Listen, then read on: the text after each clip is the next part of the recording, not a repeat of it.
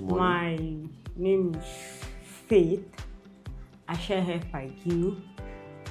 I am a teacher. I am a student. I'm a teacher because I teach in AFC Bethel Nursery and Primary School for now. Okay. And I'm a student because I'm running my master's currently in industrial chemistry in Federal University of Latvia. That's awesome. All right, so can you tell me what do you think are the challenges that persons with disabilities face generally? Okay. And then where are these challenges coming from? Where are they stemming from? All right. I'm going to address these from three different angles. All right. The first is from the angle of the society.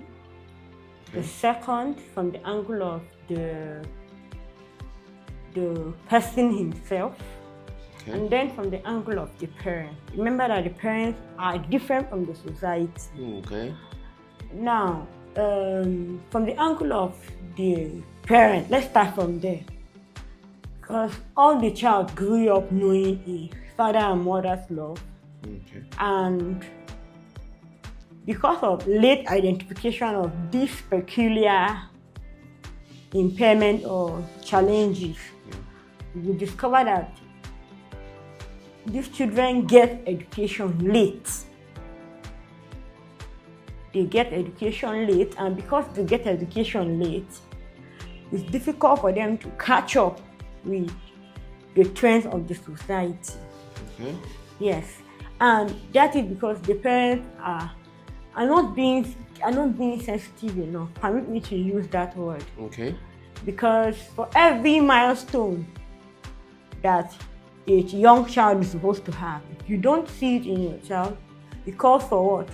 Medical tests, it calls for checkup, you cry for help. That's But true. if you sit back and as a father or a mother, your child is not doing this, he's not able to move his limbs at 6 months, and you think it is okay. So I think the parents have their own role to play. And another thing is, from the end of the child, they need to build self-esteem. Wow. Personally, I'm of the opinion that whatever you tell yourself, that is who you are. That's true. That's true. So for any person that is ever intending, even irrespective of your physical challenge, if you have self-esteem issues, if you have self-identity crisis, you are calling for a very, very low depletion of your own personal value and your own personal self.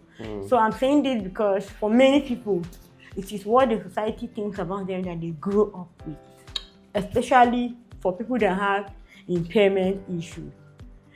That's why you see them on the street begging, and something quietly tells them that you cannot do something by yourself to make ends meet. Thank you very much. So, and I think from the angle of the society looks down on these people. Okay. The That's a society challenge. looks down on them. The society talks down on the little talent, the little skill they are able to get. Because God is not a partial God.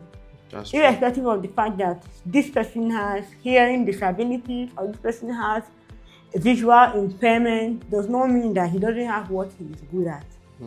Yeah, have you seen people that sing and they are blind? That's true. Have you seen people that are blind but they know how to cook very well? Wow. I've met people that, for one or two reasons, they cannot move their legs, but they are good teachers. On their wheelchair, they push themselves to class every day. And they deliver their lecture. In fact, they even work harder than some of the people that are healthy, though that don't have impairment issues.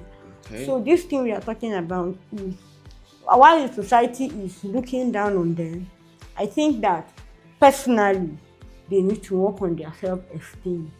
You tell yourself, okay, I can do this because this is it. And from the area of parents, These people need encouragement. For every child that you have that has impairment issues, I think it's the responsibility of the father and the mother to ginger the child.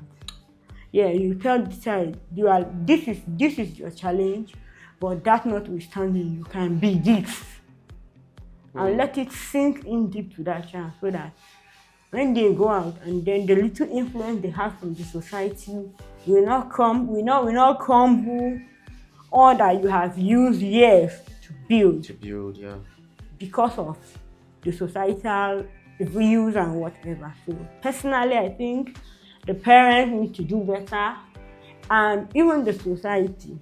You don't see somebody struggling and then it's a thing of mockery. No. Yeah, there has to be a shift of mindset. Mindset, thank you very much. Someone is struggling and you are busy laughing, and then you're wondering, is this person okay? Why are you laughing?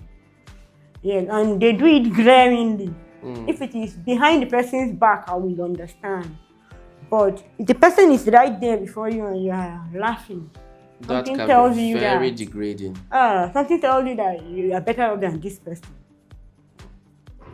And not knowing that this disability can happen to anyone at any time. That you are normal, so-called normal today, you can have a form of impairment tomorrow, because there are a lot of factors that can result in impairment or disability. You can have an accident and then all of a sudden you need to be amputated, or you can be taking a particular drug, treating a particular ailment, but then the side effect of that drug can result in something else. Maybe you losing your hearing. I've heard of drugs that causes deafness. True, you see. So the society needs to treat these people kindly, because tables turn, basically. I think that's what it means. All right. So thank you very much. You've stated a lot, quite a lot. You've stated the challenges that they face coming from the society, and then you've profiled solution, what the society needs to do. You've also talked about the parents, the role that the parents also have to play. So the parents can compound the whole situation in a way. When you look down on your child, when you talk negatively to your child, I think in a way it affects the child's self-esteem and all. So you've also talked about the persons with disabilities in themselves and what they need to do for themselves.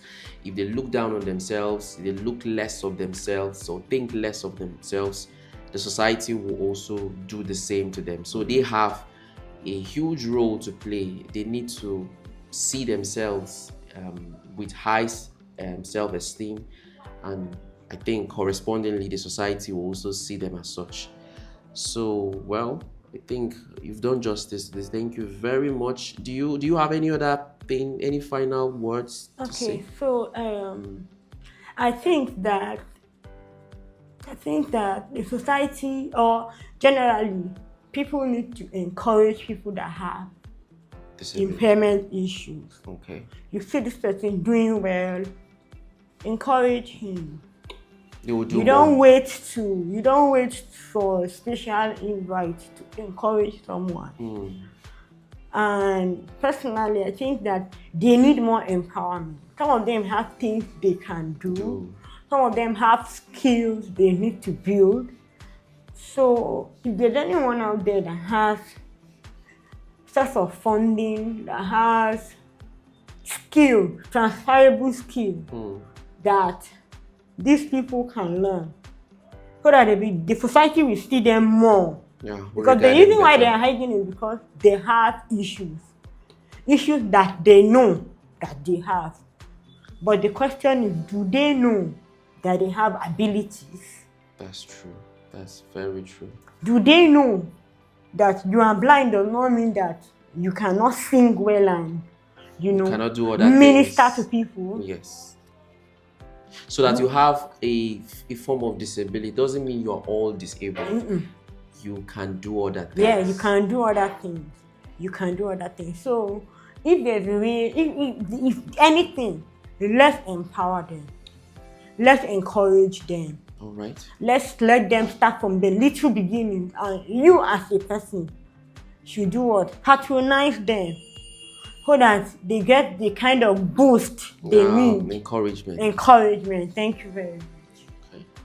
So in a way, if we look at this vividly, you realize that the abilities that these people have can even overshadow the disability that they tend to, or that tends to be that very the society is calibrated on. Yes. The one that is visible, the one that we all can see.